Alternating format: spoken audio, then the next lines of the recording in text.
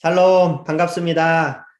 오늘은 사과, 삼손, 실패했지만 성공한 사사라는 제목으로 함께 성경 공부를 진행하겠습니다. 여러분, 사사기서를 읽으면서 우리가 잊지 말아야 하는 중요한 포인트는 사사기는 이제 점점 뒤로 갈수록 이스라엘 사회는 부패하고 타락해 갔지만 이 하나님의 돌보심과 긍휼하심은 더욱 밝게 빛났다는 것입니다. 여러분, 사사기에는 이 네 가지의 패턴이 존재하는 것에 이제 아마도 익숙하실 텐데요. 항상 이스라엘 백성들이 하나님을 떠나 범죄하면 하나님께서 그들을 가나안 백성들을 통해 징계하시고 심판하시면 이스라엘이 하나님을 향해 다시 회개하고 돌이킵니다. 그러면 하나님은 이스라엘 백성 중에 사사들을 일으키셔서 그들을 구원해 내시는 이런 사이클이 늘 존재해 왔습니다. 그러니까 간단하게 요약하면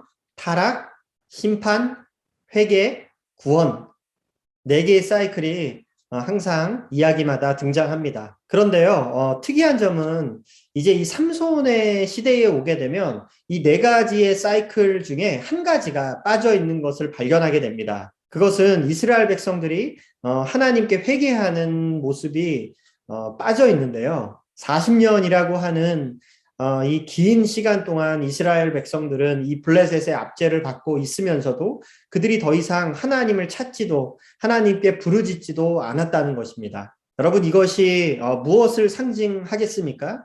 이스라엘 사회가 이제 삼손의 시대에 오게 되면 그만큼 영적으로 부패하고 그들이 얼마나 하나님 앞에서 무감각해졌는지를 보여주는 상징일 것입니다. 그런데요, 하나님께서는 그 와중에도 이스라엘 백성들을 잊지 않으셨습니다. 이스라엘은 하나님을 찾지 않았지만 하나님께서는 이스라엘 백성들을 향해 먼저 찾아오십니다. 어떻게 찾아오셨습니까?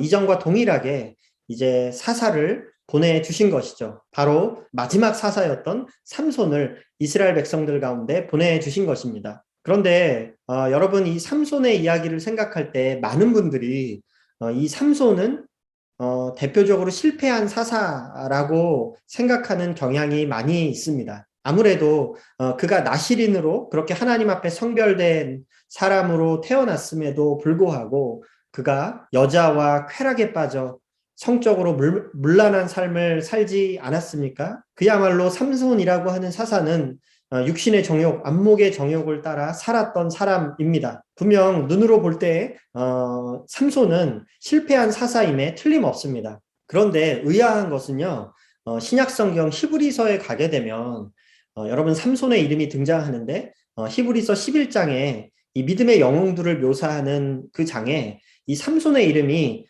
다른 이 믿음의 사람들과 나란히 기록되어 있다는 것입니다. 그러니까 히브리서는 삼손을 적어도 믿음의 사람으로 그를 칭찬하고 있다는 것입니다. 그러니까 이 구약에서는 분명 그가 실패한 사사가 맞는데 이 신약성경 히브리서의 관점에서 보면 그는 한편으로 또한 성공한 사사이기도 하다는 것입니다. 그래서 제가 오늘 이 제목을 실패했지만 또 성공한 사사라고 제목을 붙여보았습니다. 오늘은 이 삼손의 이야기를 통해서요, 이 삼손의 실패와 그의 수치를 통해서 이 이야기가 우리에게 주는 메시지들을 함께 살펴보고요. 그런 실패 속에서도 하나님은 어떻게 삼손을 사용하시고 그를 믿음의 영웅으로 쓰셨는지 함께 살펴보도록 하겠습니다. 네, 먼저 이 삼손에 관한 이야기를 제가 세번역 성경으로 읽으면서 시작하겠습니다. 사사기 14장. 삼손이 딥나로 내려갔다가 딥나에 있는 어떤 블레셋 처녀를 보았다. 그가 돌아와서 자기 부모에게 말하였다. 내가 딥나에 내려갔다가 블레셋 처녀를 하나 보았습니다. 장가들고 싶습니다. 주선해 주십시오. 그러자 그의 아버지와 어머니가 그를 타일렀다. 내 친척이나 내 백성의 딸들 가운데는 여자가 없느냐? 왜 너는 할례도 받지 않는 블레셋 사람을 아내로 맞이하려고 하느냐? 그래도 삼손은 자기 아버지에게 말하였다. 꼭 그 여자를 색시로 데려와 주십시오. 그 여자는 첫눈에 내 마음에 쏙 들었습니다. 그의 부모는 주님께서 블레셋 사람을 치실 계기를 삼으려고 이 일을 하시는 줄을 알지 못하였다. 그때에 블레셋 사람이 이스라엘을 지배하고 있었다.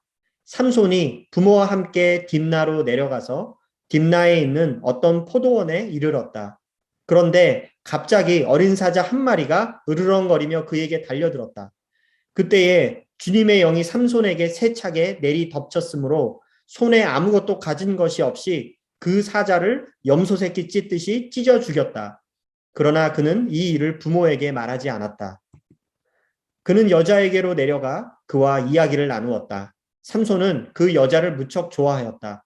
얼마 뒤에 삼손은 그 여자를 아내로 맞으러 그곳으로 다시 가다가 길을 벗어나 자기가 죽인 사자가 있는 데로 가 보았더니 그 죽은 사자의 주검에 벌떼가 있고 꿀이 고여 있었다. 그는 손으로 꿀을 좀 떠다가 걸어가면서 먹고 부모에게도 가져다 주었으나 그 꿀이 사자의 주검에서 떠온 것이라고는 말하지 않았다. 여러분 잘 아시는 것처럼 삼손은 태어날 때부터 나실인으로 구별되어 태어났습니다. 그런데 구약에 보면 나실인은 세 가지의 서원을 지키도록 하나님께서 명령하셨습니다. 민수기 말씀에 보면요. 첫 번째, 술이나 발효시킨 음식을 먹어서는 안 됩니다. 두 번째, 머리를 자르면 안 됩니다. 세 번째, 시체를 만지면 안 됩니다. 이 세 가지가 나실인이 지켜야 하는 서원에 해당합니다. 그런데 여러분 구약에서 이렇게 나실인으로 서원하는 목적이 무엇일까요? 사실 이런 규정들을 지킨다고 해서 그가 온전한 나실인이 되는 것은 아니거든요. 사실 이러한 규정들을 지키는 것이 궁극적인 목적은 아니었잖아요. 나실인으로 서원한다고 하는 것은 궁극적으로 나는 하나님의 거룩한 백성으로 살겠습니다 라고 하는 다짐이고 헌신이고 서원이거든요. 사실 하나님은 이스라엘 백성 전체를 거룩한 백성으로 부르셨잖아요. 그런데 그들 중 일부가 이제 나실인으로 이렇게 헌신하는 모습을 통해서 어떻게 보면 이스라엘 백성의 이제 롤 모델이 되는 것입니다. 오직 하나님만이 내 삶의 즐거움이 되시고 나의 주인이 되십니다. 그래서 세상의 즐거움과 쾌락을 이제 멀리하는 것이죠. 그러나 삼손은 하나님에 대한 서원을 전혀 지키지 않았습니다. 문제는 그가 이렇게 사자의 시체를 만지고 나실인의 규정을 어긴 게 문제가 아니라 그가 거룩한 백성으로서의 정체성을 잃어버렸다는 것이 가장 큰 문제입니다. 앞절에 보면 그가 이렇게 고백하고 있죠. 3절 말씀에 그러자 그의 아버지와 어머니가 그를 타일렀다. 내 친척이나 내 백성의 딸들 가운데는 여자가 없느냐? 왜 너는 할례도 받지 않는 블레셋 사람을 아내로 맞으려고 하느냐? 그래도 삼손은 자기 아버지에게 말하였다. 꼭 그 여자를 색시로 데려와 주십시오. 그 여자는 첫눈에 내 마음에 쏙 들었습니다. 단순히 한 여자를 사랑하는 것을 금지하는 말이 아닙니다. 중요한 것은 이방 여인과 혼인하는 것을 문제 삼는 것이잖아요. 하나님은 분명 신명기서에 이 가나안 족속과 혼인하지 말라고 여러 번 경고하시지 않았습니까? 이것은 뭐 특정 인종이나 뭐 민족을 혐오한다는 말이 아니잖아요. 가나안 족속과 혼인하지 말라는 말은 다른 말로 하나님 외에 다른 신을 섬기지 말라는 말입니다. 오직 하나님만이 유일한 섬김의 대상이시기 때문에 그들의 신앙이 이방 종교와 타협해서는 안 된다는 것을 말씀하고 계신 것이죠. 그러나 삼손은 하나님의 눈에 옳은 대로 그가 살지 않고 자기 눈에 옳은 대로 살기로 결정합니다. 그렇게 블레셋 여인을 아내로 맞이하게 되는 것이죠. 자기 눈에 옳은 대로 살아가는 이 삼손의 모습을 보면 오늘 우리 시대에 사람들이 추구하는 삶의 모습이 아닌가 생각이 듭니다. 여러분 오늘날 이 세대가 우리에게 주는 가르침이 무엇입니까? 결국 너 자신을 믿고 너가 옳다고 생각하는 대로 결정하고 행동하라. 인생의 주인은 너다. 일종의 사람들이 주문처럼 외치는 말이잖아요. 듣기에는 참 멋진 말입니다. 요즘 이렇게 서점에 가면 뭐 수많은 자기계발서들이 있는데 결국 이 모든 자기계발서의 원리가 내는 어떤 그 동력과 같은 힘이 결국 무엇입니까? 인생의 주인은 너다. 너가 너의 인생을 개척하고 주인처럼 행동하라. 네가 옳다고 생각하는 대로 밀고 나가라. 이것이 어떤 원동력이 되는 것이잖아요. 그러나 우리가 한 가지 잊지 말아야 하는 것이 있습니다. 여러분, 우리 인간은 부패한 본성을 간직하고 있는 한 결국 돈의 노예, 권력의 노예, 쾌락의 노예, 아니면 그 무엇이 되었든 그렇게 죄의 노예로 살아갈 수밖에 없다는 것입니다. 여러분, 삼손이 우리에게 보여주는 것이 무엇입니까? 그가 하나님의 통치를 거부하고 자기 눈에 오른 대로 살았을 때 보여주는 결과는 결국 그가 육신의 정욕, 안목의 정욕을 따라 그렇게 여자와 쾌락에 빠져 살아가는 것이죠. 그리고 6절 말씀에 보면요. 그가 이렇게 충동적으로 사자를 염소 새끼 찢듯이 찢는 그의 모습에서 우리가 무엇을 느끼게 됩니까? 자신의 힘을 자랑하는 그런 인간의 모습을 또한 보게 되지 않습니까? 그리고 이 죽은 사자의 시체를 손으로 만지면 안 되는데 이렇게 손으로 만지고 또 그 속에서 꿀을 집어먹고 부모에게 가져다 줘서 부모도 부정하게 만드는 그런 삼손의 모습은요. 그 당시 이스라엘 사회가 얼마나 혼란하고 무질서했는지를 어떤 보여주는 어떤 상징적인 모습이라고도 볼 수 있을 겁니다. 그리고 사사기 16장에 이르게 되면 삼손이 점점 더 타락해 가게 됩니다. 사사기 16장 삼손이 가사에 가서 창녀를 하나 만나 그의 집으로 들어갔다. 그 뒤에 삼손은 소래 골짜기에 사는 어떤 여자를 사랑하게 되었는데 그의 이름은 들릴라였다. 블레셋 사람의 통치자들이 그 여자를 찾아와서 말하였다. 당신은 그를 꿰어 그의 엄청난 힘이 어디에서 나오는지 그리고 우리가 어떻게 하면 그를 잡아 묶어서 꼼짝 못하게 할 수 있는지 알아내시오. 그러면 우리가 각각 당신에게 은 1100세겔씩 주겠소. 여러분, 삼손이 어떤 삶을 살았을지 상상이 되나요? 그의 이런 성적으로 문란했던 사생활을 고발하고 있습니다. 그런데 참 재미난 것은 여러분 혹시 삼손의 이름이 어떤 뜻을 가지고 있는지 알고 계시나요? 이 태양, 이 작은 태양이라는 뜻을 가지고 있거든요. 그런데 반대로 이 들릴라의 이름의 뜻은 밤이라는 뜻을 가지고 있습니다. 사실 이 태양과 어둠이 사실 함께 할 수 없잖아요. 그런데 지금 태양과 어둠이 서로 사랑을 하게 된 것이죠. 이제 이 삼손의 인생에 깊은 어둠이 드리워지기 시작합니다. 결국 삼손은 이 드릴라의 유혹을 이기지 못하고 자신의 힘의 비밀이 어디에 있는지 털어놓게 됩니다. 17절 말씀 이후에 하는 수 없이 삼손은 그에게 속마음을 다 털어놓으면서 말하였다. 나의 머리는 면도칼을 대어본 적이 없는데 이것은 내가 모태에서부터 하나님께 바쳐진 나실 사람이기 때문이요. 내 머리털을 깎으면 나는 힘을 잃고 약해져서 여느 사람처럼 될 것이요. 들릴라는 삼손이 자기에게 속마음을 다 털어놓은 것을 보고 사람을 보내어 블레셋 사람의 통치자들에게 전하였다. 한 번만 더 올라오십시오. 삼손이 나에게 속마음을 털어놓았습니다. 그러자 블레셋 사람의 통치자들이 약속한 돈을 가지고 그 여자에게 올라왔다. 들릴라는 삼손을 자기 무릎에서 잠들게 한 뒤에 사람을 불러 7가닥으로 따운 그의 머리털을 깎게 하였다. 그런 다음에 그를 괴롭혀 보았으나 그의 엄청난 힘은 이미 그에게서 사라졌다. 그때 들릴라가 삼손, 블레셋 사람들이 들이닥쳐요! 하고 소리쳤다. 삼손은 잠에서 깨어나 내가 이번에도 지난번처럼 뛰쳐나가서 힘을 떨쳐야지 하고 생각하였으나 주님께서 이미 자기를 떠나신 것을 미처 깨닫지 못하였다. 여러분, 참 역설적이지만 삼손의 약점은 오히려 그의 엄청난 힘이었다는 것입니다. 그동안 그가 괴력으로 그렇게 블레셋 사람들을 무찌르고 자신의 힘을 과시했습니다. 그런데 그는 그렇게 승승장구하면서 그 힘의 근원이 여호와 하나님께 있다는 것을 그가 잊어버리게 된 것이죠. 내가 이번에도 지난번처럼 뛰쳐나가 힘을 떨쳐야지 그가 생각했지만 주님께서 이미 자신을 떠나셨다는 것을 그가 깨닫지 못했다고 기록하고 있습니다.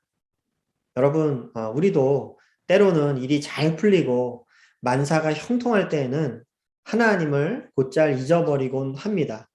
그리고 하나님이 나를 낮추실 때 비로소 내게 허락하신 것들이 얼마나 큰 하나님의 은혜였는지를 돌아보게 되는 것이죠.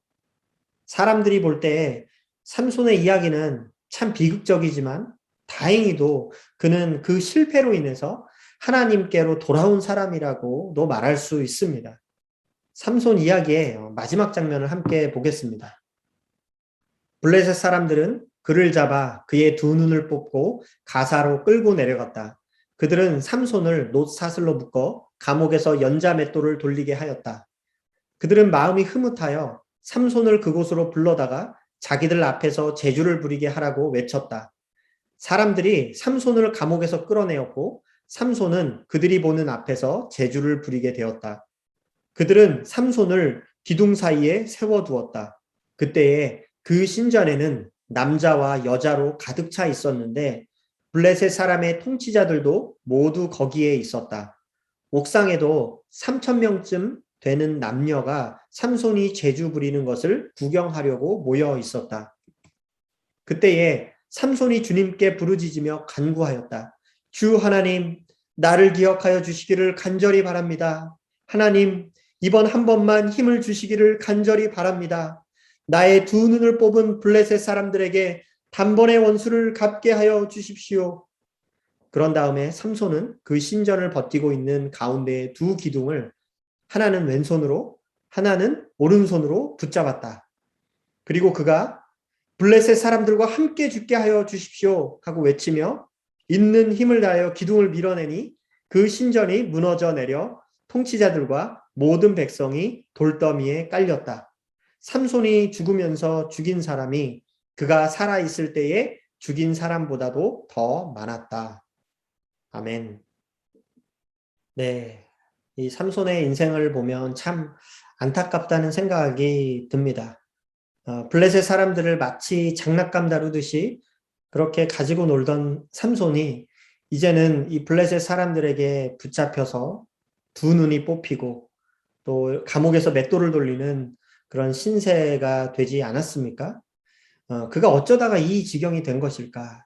그런데요, 그가 이런 엄청난 모욕과 또 수치, 자신의 이 약함을 경험하고 나서야 비로소 하나님께 진심 어린 기도를 올려드립니다. 하나님, 나를 불쌍히 여기시고 이번 한 번만 나에게 힘을 주옵소서. 삼손의 모든 이야기를 통틀어서 비로소 삼손은 지금 이 인생의 마지막 순간에 와서야 그가 하나님께 이렇게 기도를 올려드리는 것이잖아요. 자신의 이 힘의 근원이 하나님께 있음을 고백하고 그가 믿음의 기도를 올려드리고 있는 것입니다.